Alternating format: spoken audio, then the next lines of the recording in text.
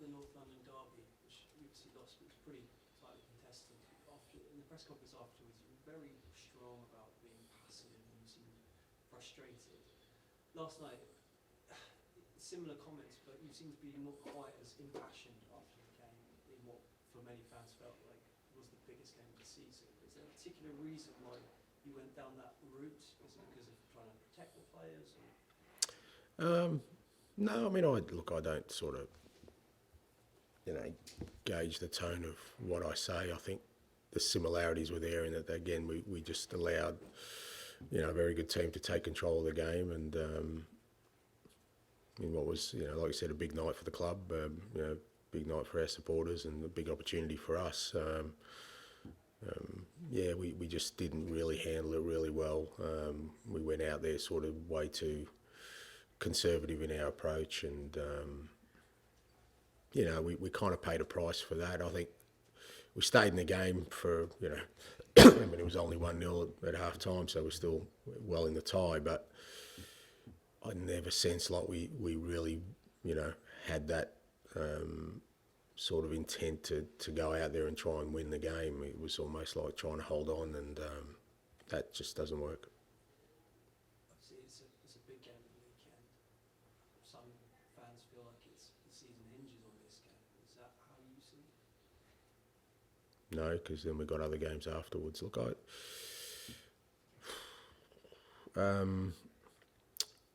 once again, I just don't think about what I do in those senses. People will always try and sort of create a scenario where there's some sort of dramatic event, and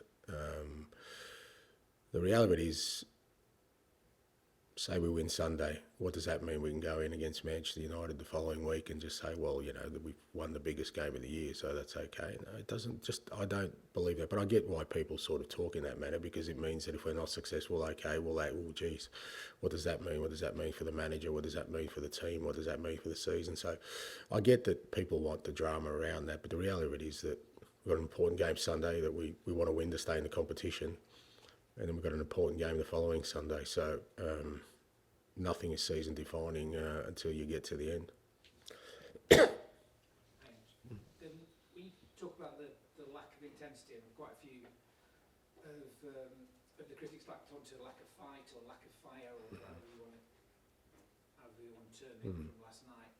Is that a natural part of the same players running on empty? Is that what it is, or is it different? Look, I think it's a combination of both. One is just that mindset to go out there and sort of play without fear and take on the challenge rather than sort of go out there and try and survive. But, at the same time, the players, we're asking a lot of this group of players continually backing up, and, there's a physical but also a mental toll that takes. So, my job is to try and sort of eliminate that from their thought process. The sort of bizarre thing about it is we ended up doing more running last night than the opposition. So it's not like by playing that way you conserve energy. But sometimes in your mind you think, if we go out there and press really aggressively and really play at a high tempo, high intensity, will we be able to last? Now, like I said, we've outrun the opposition, but that's because we were chasing the ball most of the night and we were so passive in our approach. So it's about trying to, sort of educate the players on, even when we are sort of asking a lot of them from a physical perspective, it's much more efficient to take on the opposition than to kind of, like I said, try and survive out there or try and sort of save what energies you have for important moments. And I think we've seen, without pretending I know the intricacies of it, you're playing deeper on the pitch. You're not pressing the other half like you want to do, like you did. Again, is that something that's just a natural consequence of having a different back four, having different people, having them? Yeah, some of it. Yeah, some of it is. It's a combination of these things. It doesn't help when we're constantly changing. But like I said, I think last night, you know, I think we kind of, and look, I always think with these things, well, okay, well, it's easy for me to sit here and sort of say we did this and we didn't do that, but then you're kind of self-reflective and say, well, what sort of information did I give the players before the game? How did I prepare them for what's ahead? And maybe there was some underlying messages that they got around sort of, we're 1-0 up, we've got to limit Liverpool, we've got to be strong defensively because they're such a good side. But I think that just sort of feeds into kind of the game they want to play. Now that wasn't the way I sort of framed it, but you're kind of going, well, why do players sort of take that message out there that somehow us holding out Liverpool was going to be the way to do it last night? That's certainly not the way I thought we would have a chance of success. And like I said, we could have gone out there and pressed them and still lost the game. That's a very real possibility because they're a very good side and they're in a good moment. But at least if we did that, we'd say, okay, well, we tried to do what we're good at, and it didn't work. We can learn from that. I don't think there's a lot we can learn from last night in terms of our football. There's a lot we can learn about how we handle the situation. Yeah, just related to that. Deep down, all your players believe they could win last night. Yeah, of course. Why wouldn't they? There's no reason why you should go out there not believing you can't win any game of football, but certainly against a team that we beat a month ago. So yeah, of course they believed it. Just pick up on what you're talking about, the gap with Liverpool and taking all the players you've got out. Once you've got the whole squad back, if that ever happens, how big do you think the gap is between Tottenham and Liverpool? That's hard to say because that's kind of, like I said, will that ever happen? And is there a moment in time where you can measure that? But because it's not just getting the players back, it's also getting the players back and getting them to a level that it's not like they're going to come back after 2 or 3 months out, some of them, and sort of hit the levels they want. But at least we then have an opportunity to match it against teams from even in terms of changing the game mid-course. I mean, substitutions, we're kind of, at the moment, we're really hampered in what we can do because, we've got sort of youngsters on the bench that I don't really want to expose to that kind of environment. So I don't think it's about sort of us measuring ourselves against Liverpool. It's about us kind of assessing, where we're at when we've got sort of a more robust sort of squad that can deal with what we're dealing with. It's like asking you about the belief of the players. Do you have belief in the character of the players? Yeah, absolutely, yeah. Again, like I said, it's really easy. People can sit back and, in the comfort of their sort of surroundings and say, oh, look, they're not trying, or, they lack fight or they lack character, but that's not what I see. And as I keep saying, maybe it would have been better off if we weren't in the semi-final and we had a week off and preparing for an FA Cup on Sunday, and people would look at us differently. But the fact is, we got to a semi-final. These players worked really hard to get there. We didn't have an easy road to get there. We had a disappointing night last night for sure. But no, I don't question the character or the determination of the players to continue on and try and bring success. And on that, a lot of clubs don't win trophies. Only a handful of teams have won the domestic cups in this country in the last decade. Why do you think Spurs do seem to get so much stick for this? Oh, look, I can't talk about it historically. At the moment, like I said, we're an easy mark at the moment because there's kind of inconsistency in our play, and everyone's sort of saying that I'm making excuses about injuries and all that kind of stuff. So, and it's kind of easy with the club obviously not having won a trophy in a long time for people to, like I said, pile on at the moment. That's the case with a lot of clubs. Yeah, it is. But I think, I don't know. Look, that's something probably for you guys to reflect more than me. I've only been here a short time, but it does feel like there's very much an eagerness to kind of take the club down for one reason or another when the opportunity exists. Now, at the moment, we're giving them that opportunity after last night with our league form, but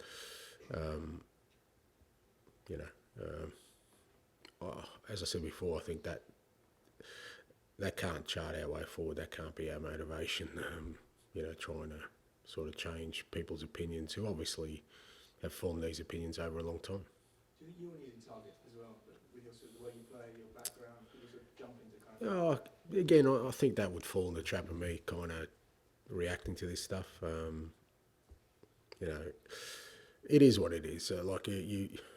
You have to look. I think after a night like last night, whatever comes our way, whether it's to me or to the club, we just got to keep our counsel, understand that it's an easy moment for people to sort of drag you down and deal with it in the best possible way. And that is to do your job, focus on the next challenge, and find a way to get to where we want to. It does feel like the team could look very different. I think it could be kind of transformed in a couple of weeks. But with respect, if the team loses a bit this weekend, would you expect to still have that time to be in charge in 2 or 3 weeks when all these players are back? Me personally, I mean, that doesn't really enter my headspace. I get that. That's obviously a massive topic of discussion because, when things aren't going well, you kind of look at the person who's largely responsible for that, and that's me. So it is what it is. You just got to get on. It doesn't change the decisions I make or how I feel or, how I work today or how determined I am to continue on this path. But right now the focus is on getting this group of players recovered for Sunday, big game Sunday, and hopefully get a positive result. And then, as I said, over the next couple of weeks, we'll get some significant players back, which I think will help the playing group. No, Mickey probably, like I said, it's going to be a bit of a slow burn. The ones who are definitely close are guys like Vicario, Destiny, Wilson Odeberg, Matters, Brennan at a stretch. They should all be back in the next sort of either midweek next week in terms of training or the week after, but over the next 2 weeks they should all be available. John, and then finish with Don, please. You've listed all the players that are absent, and it seems that the list is as long as it is in February as it was in January, December, November. Is there a fear, though, that the fans, or a portion of the fans, will just simply stop listening to this? I mean, we've had a manager say that, I'm not ANGE Postecoglou, I don't hide behind injuries, or he did apologise for it. Is that part of this narrative that we've been sucked into and it's difficult to get out of now? I don't know how it's a narrative when you're just stating facts. So, if people don't see the situation we're in as something significant, well, there's nothing I can say to that. If they look at that list of players and say, well, that shouldn't make a difference, well, I really don't know how to answer that. So, I get that people, it kind of does, maybe the senses get dulled and people get bored, or, like I said, everyone wants a bit of drama, and that's not drama, that's just stating facts that we've been missing some really key players for a very long time, and we've had to deal with that. And whether people see that as significant or not, again, for me, if people think I'm here trying to create a story out of nothing, I don't know what to say to that. So. And as for other managers, mate, he's had his 5 minutes, so let's move on. He's had his 5 minutes, mate. That's good enough for me. You also mentioned the semi-final. It seems the semi-finals are tricky, aren't they? Because you don't get a trip to Wembley if you lose.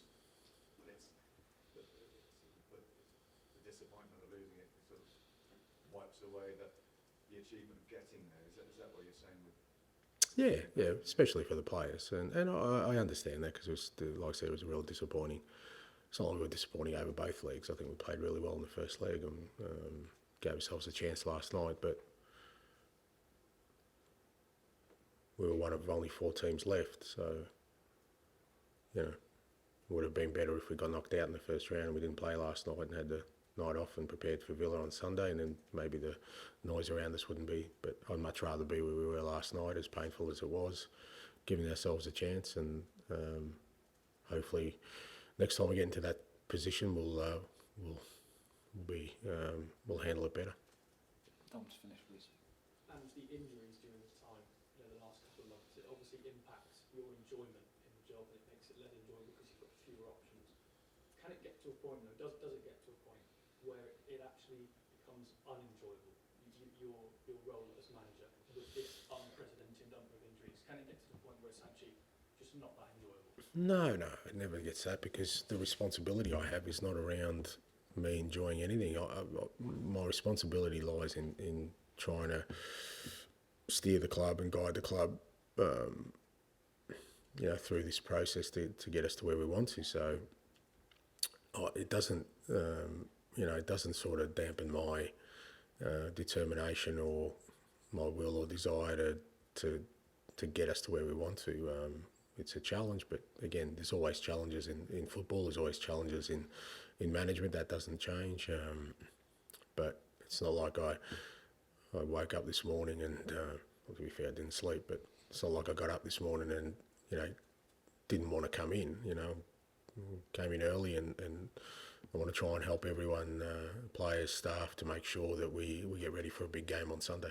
Does it go the other way? Is it extra fuel having those fewer players, or would you say also not to that either? It's not about extra fuel. Again, I try and take out, because again, it's not about me. It's not about what I feel and what motivates me. It's about the players. They're the ones that have to go out there, and they're the ones that are at the moment. You know, we're going through this really, you know, tough period of asking a lot of a small group, and you know, I don't want them to sense that somehow, you know, how I feel or my emotions are a priority in this. They're not.